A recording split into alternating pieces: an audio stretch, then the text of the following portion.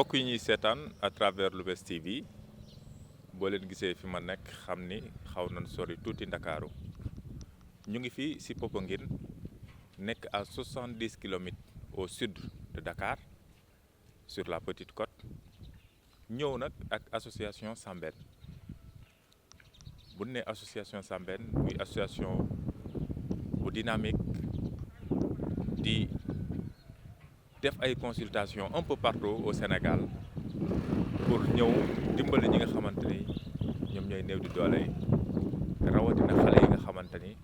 dañu am feebaru xol. Association bi nag tey ñu ngi fii ci Popenguine pour xool la population de manière générale bu dee am na ay cas également ñu mën leen jël en charge référé leen fële sa Dakar mën leen opérer te duñ fay dara mbokk yi da ngeen ñuy topp ñu wan leen li nga xamante ni moom la association bi di liggéey un peu partout mais rawatina fii tey ñu nekk ci Popenguine jërë ngeen jëf. L'association qui s'appelle l'association Sambène. Le Sénégal, moi, c'est ma patrie et le Sénégalais, c'est ma grande famille. Je suis né ici, j'ai grandi ici, j'ai fait mes études pour faire court en France et je suis cardiopédiatre. Et puis je suis à la veille de ma retraite. Donc depuis 15 ans, nous avons créé, ma femme et moi, une association qui s'appelle Sambène, Sénégal Action Médicale Bénévole. Nous avons soigné plus de 70 000 patients, nous avons opéré du cœur plus d'une vingtaine. Popenguine séeréer laa dëkk waaye dëkk bu ñuy wax ci kii dama jóge Popenguine foofu ñëw sëy si Popenguine séeréer. asalaamaaleykum man maa ngi tudd Soxna Binta Sène maa ngi dëkk dans la commune de Popenguine Ndayane conseillère municipale et présidente de la commission santé de la commune de Popenguine Ndayane. ma la ñuy wax Mouhamed Diop dëkk Popenguine séeréer. man la Maymouna Sène di adjointe au maire de la commune de Popenguine Ndayane. Ensuite, je suis la coordinatrice de la commission santé. maa ngi tudd Mame Marie Ndiaye dëkk commune Popenguine Ndayane dëkk Popenguine quartier ñuy wax Cuupaam man maa ngi représenté maay adjointe commission santé au niveau de la mairie conseillère municipal. man la madame Ndiaye Fatou Dione di secrétaire exécutif ci centre de santé de Popenguine. Centre de santé bu Popenguine bu ñu la nee secrétaire exécutif di loo xamante ne tey jii luy dox ci bénévolat la mais itam di dox ci gestion bu centre de santé bi. Bonjour, je suis le docteur Hamdan. Je suis président de l'association médicale Sambène, Sénégal Action Médicale Bénévole, qui existe depuis 2007. Et notre objectif est de pouvoir intervenir au niveau de la cardiologie adulte et surtout de la cardiologie pédiatrique. Notre but, c'est de dépister des cardiopathies congénitales, c'est-à-dire à la naissance, et des cardiopathies dites acquises, celles qui évoluent avec le jeune âge, et pour lesquelles notre association prend en charge les enfants qui vont être opérés du cœur. J'ai l'impression que on se nourrit mal au Sénégal. Il y a beaucoup de sel, il y a beaucoup de cubes magie. Et puis, ce qui est vraiment important, il faut le dire aux populations, il faut prendre les médicaments. Il faut prendre, même si vous allez voir le médecin, il faut le prendre. Parce que nous, ça nous permet de changer le médicament ou pas. Mais quand il a une hypertension alors qu'il n'a pas pris de médicament, ben, on ne peut pas changer le médicament et on continue. En fait, vraiment, c'est très important. Il faut leur dire. Vous venez, vous prenez vos médicaments. Voilà. naa kontaan xam nga li bëggoon nañ ko def bu yàgg mais moyen moo amul benn doom bu jigéen la am mu ngi jàng fii ci école bi amagul sax bac BFEM la am waaw mu ngi fi loolu moo tax ñàkk moyen rek mu ngi ne dafa war a def analyse mais analyse bi defaraguñ ko ñàkk moyen waaw ak déplacement bi tamit oto nga amul fi mu nekk ni da ngay fay 2500 pour ñu indi la fii xam nga loolu tamit si la bokk waaye li ngeen def nii moom dee leen ñu jàppale rek ñun ñi jigéen ñi xam ne ñooy des ci kër yi xam nga kii dafa feebar man maa war a dem wuti ñëw waaye mënut ma dem fen maa ngi toog di ko gérer di ko jàppale xam nga ba muy man mu ngi ma doon jàppale waaye bu demee ba mënatul man maay taxaw di ko jàppale instant yi consultation gratuite la ñu organiser ànd ak benn association bu ñuy wax Sambène te docteur Ali cardiologue jiite ko initiative bi mooy fas yéene faj suñu askan ba képp koo xamante ne bi da nga nekk dans le besoin si feebar bi ñuy wax cardiaque ñu mën ko évacuer dans la commune de Popenguine Ndayane mu jeex fi tàkk loolu mooy suñu initiative. Initiative bi ma gis ni nekk la initiative bu rafet boo xamante ne vraiment lu ñuy saluer la parce que tey ku nekk xam na ne Sénégal faju fi problème la donc bu ñu amee association bu mel ni association Sambène ñëw fi tey def en partenariat avec le district sanitaire de Popenguine vraiment di ñu jàppale suñu ay malade mënuñu rek du leen gërëm di leen sant di wax vraiment que ne ñun en tant que autorité en tant que maire lii acte bi dañ koy saluer bu baax di wax vraiment ñun kontaan nañ ci parce que doomu aadama dafa sensible surtout bu la yàlla na too nga am feebaru xol te gis nañ ne association bi ci loolu lay dox mu nekk loo xam ne lu ñuy rafetlu la waaw lu ñuy rafetlu la ñuy ñaan aussi que partenariat bi gën a yokku ñu gën a mën a toog gën a waxtaanaat parce que dafa nekk loo xam ne lu ñu soxla la ñun en tant que autorité mais aussi lu population bi soxla la lu centre de santé bi soxla la. alhamdulilah rabbil alamin kontaan lool ci initiative bi parce que tamit jàngoro ji ñu dafay faagaagal ñu bari Sénégal tey boo toogee ba gis koo xam ne am nga partenaire bu ñëw jàppale sa commune da ngay dollee sant yàlla rafetlu ko lool bu baax a baax parce que avant loolu sax am nañ benn médecin bu fii ñëw ñu koy wax docteur Roger par jeudi lay ñëw mooy suivre malade yooyu bi ñu waxee loolu nag kii bi ñëwee programme bi ñëwee dañ ne daal bu ñu waxtaanee docteur dafa ne dañu jël malade yi nga xam ne ñoom la docteur Roger di suivre ñoom ñooy priorité bu ñu amee ñeneen ñu si dolli ñu dolli leen si. dama naan l'association Sambène dama naan dañoo ñëw au moment opportun man pour man parce que ay consultation am nañ fi amaat fi gratuité yi fi am jaar ci sama loxo wala jaar ci keneen bëri na mais dama naan bi yàlla da ko indi woon pour man parce que tey ji gratuité bu ñëwee di dox ci wàllu santé lu baax la ci population ba waxantuma la nag yàlla def sama doom mu amee drépano AS yàlla def muy am ay palpitation man daal may gis ne ça ne va pas ma xalaat ne kii kat war na jege lii nga xamante ne mooy may nañ ko waa commune bi mu jóge ci Sambène naa ko indi ma xool biñ xoolee nag gis ne am na ay jafe-jafe waaye tey wax dëgg neex yàlla tuur naay xéewal li tax du dama gëm a di yàlla déedéet mais damaa gis lu ma yéem parce que tey ngay def bénévolat depuis des années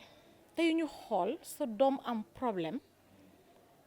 nga war a mën a jóg ay millions dem nga wuti ko pour dajale ko faj sa doom ña la ñëw détectel la feebar bi kenn ku ci nekk ne la lii man maa koy jël en charge j'ai pleuré. C'est la même révélation partout malheureusement, hein. C'est l'hypertension. Ça commence à être très grave au Sénégal. Et moi-même, je disais qu'il faudrait qu'on fasse un dépistage général et il faudrait faire rembourser les médicaments pour la tension parce que la population n'a pas les moyens. Quand c'est un médicament, encore ça passe, mais 2, 3 médicaments, ils n'ont pas les moyens. Et moi, je dis qu'il faudrait que, franchement, le gouvernement mette la main à la poche. Parce que c'est grave. gërëm rek sant rek kontaan lool sax kontaan parce que li ma fi jot am nii yaakaaruma ko woon daanaa ñëw ñu xool la takkale ni benn affaire xool la ñu ne la demal waaw comme que ñoom seen mbaaxaay ak seen yëg-yëg doomu aadama ñu defal ma lii xool xam ne sama xol dara nekku ci baax na sant yàlla xanaa bu dul ma wàññi xorom guddi waaw te maa ngi ci incha allahu rabbi waaw ñu ñaan yàlla na ñu fekk ko ay at yu bare ay at yu bare yàlla may leen ba kenn ci ñoom bañ a manqué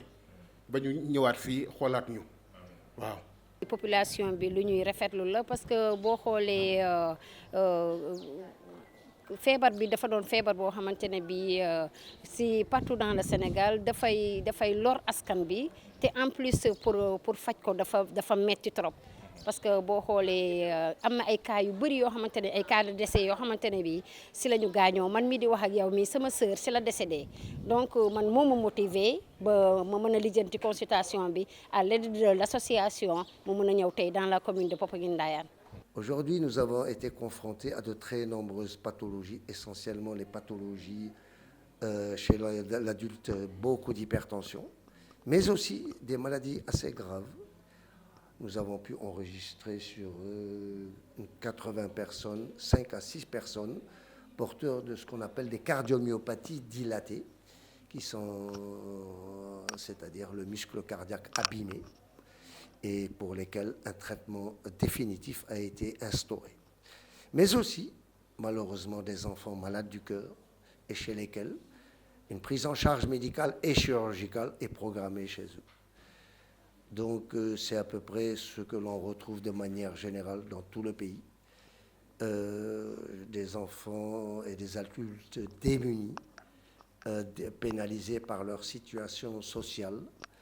et chez lesquels nous intervenons pour leur mettre en route un traitement médical et surtout prendre en charge la chirurgie à l'hôpital Fann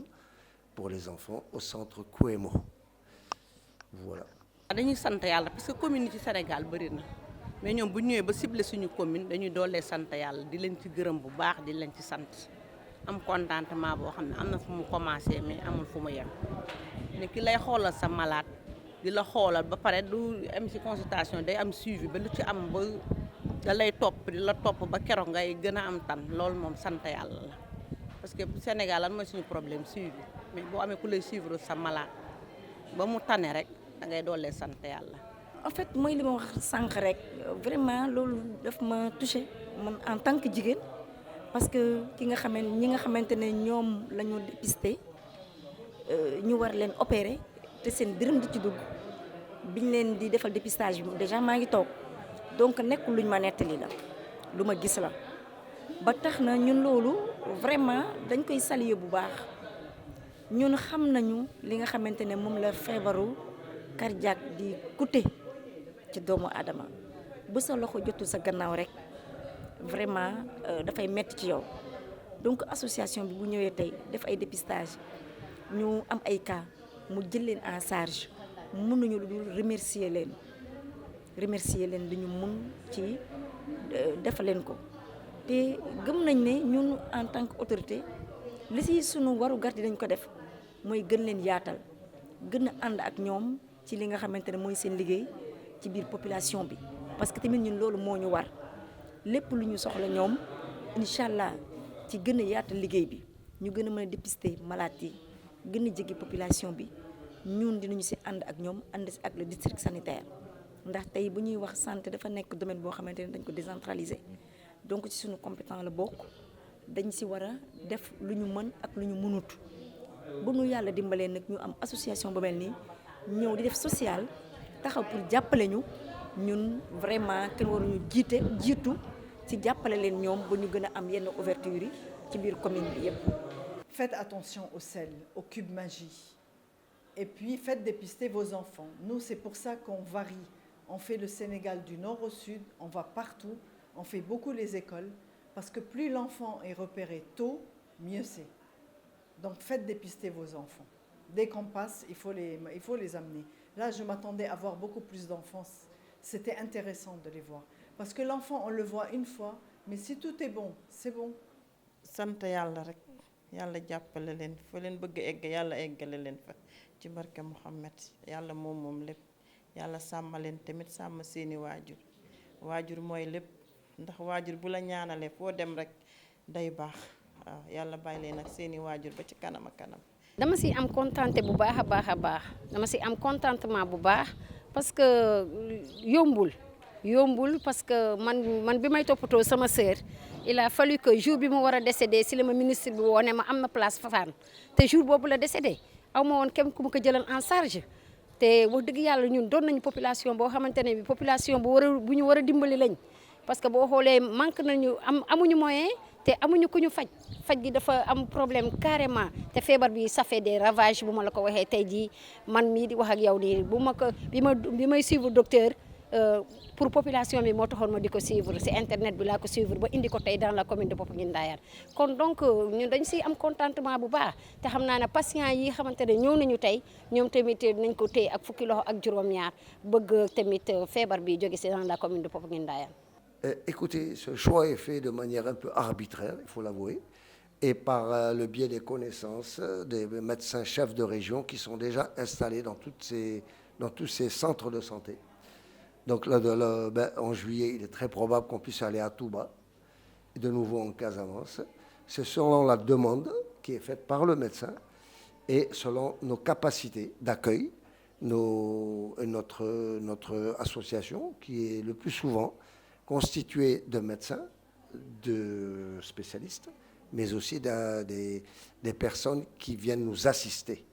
Et ces gens-là sont importants dans la prise en charge, dans la faisabilité des techniques et des examens, tels que l'électro que vous avez vu,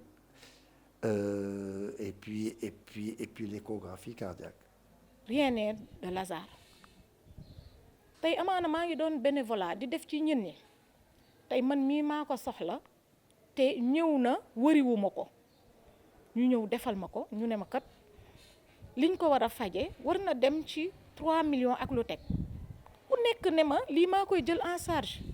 loolu ku mu doonoon nga jooy kenn dëgërewu ko xol surtout nag diggante yaay ak doom ba nga xam ne loolu sama doom amee bon bu ma amoon lu ma gënal man mii maa koy amee mu dem yoonam kon boo gisee ñu la ci taxaw man dama naan ñii dama leen bàyyi ak yàlla wallahi azim dama leen bàyyi ak yàlla te yàlla na yàlla topp seen paa ba képp koo xamante ne détecté nañ la tey yàlla wéral la ci seen loxo ndax mbaax gi ñu àndal tey ba ñuy def ci di gërëm ñëpp nag di leen sant di rafetlu journée tey bi ci commune Popenguine. association bi daal lu leen doolee gërëm di leen doolee sant di ñaan li ñu bëgg yàlla na ñu raw yàlla ñu gis lu raw seen njort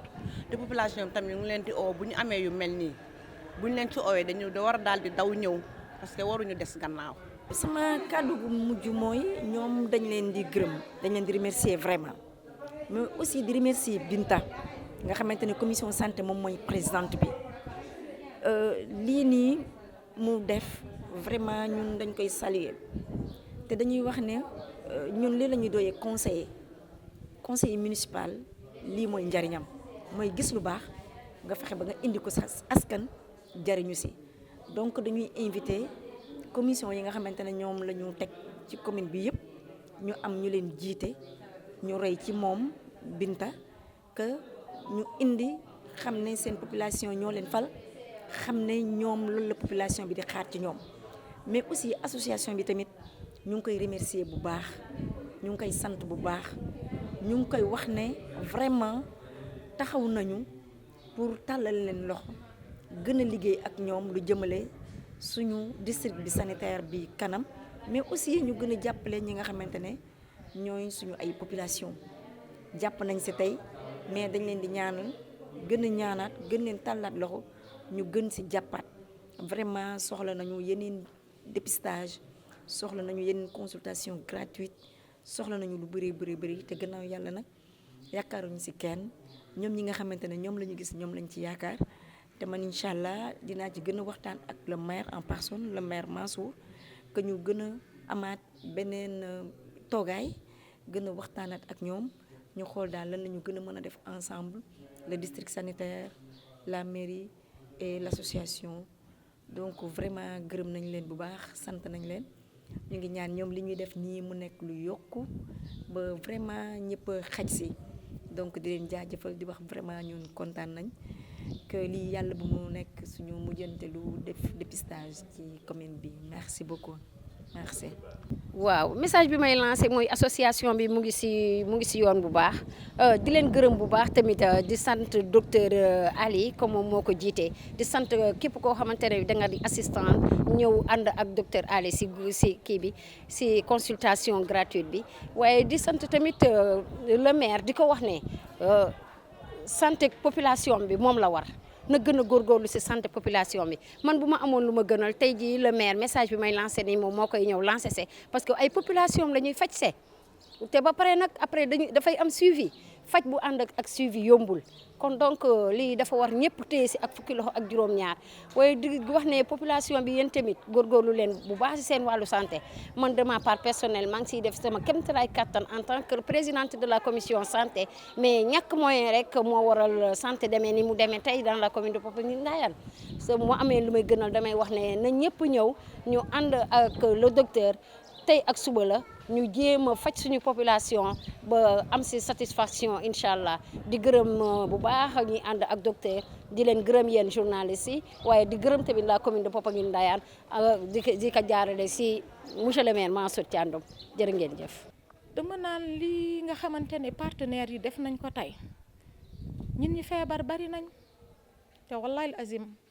faju bi metti na mais nga feebar gis ku la faj mooy dalal xel. nañ gën a góorgóorlu nañ gën a jàpp nañ gën a dimbali ñin ñi te ñii kat xam naa ne ay dimbalikatu nit lan parce que ñu wax benn affaire kenn ku ci nekk lii maa koy jël en charge te dafa nekk lu nekk ci ñoom te loolu nañ ci gën a góorgóorlu ñeneen itam buñ ko gisee nañ ci jàpp dimbali population bi soxla nañ ko surtout population bi ñu nekkee nii soxla nañ ko franchement di leen jërëjëfal bu baax nag bu baax. am na fu mu commencé nag waaye wax dëgg neex yàlla amul fu mu jeexee. sant ñëpp di doole alhamdulilah rabbil alamin ñun nag suñu population moo ñu ñor bu ñu sonnee rek moom moo tax ñuy sonn di ñaan tamit suñu commune gën a avancé bëgg nañ tamit am yeneen te tamit maire dafa accentué bu baax ci santé da ciy def lu bare ñu ci nit yi xeex xiibon bi maa nit yi yëpp mu ngi ci personnes âgées yi tegal nañ fi plan nemmeeku boo xam ne tamit dafa am ñu mu recruter di leen fay ñuy seet ñi nga xam ne dañu am feebaru muy diabète muy hypertension. Nous demandons à nos amis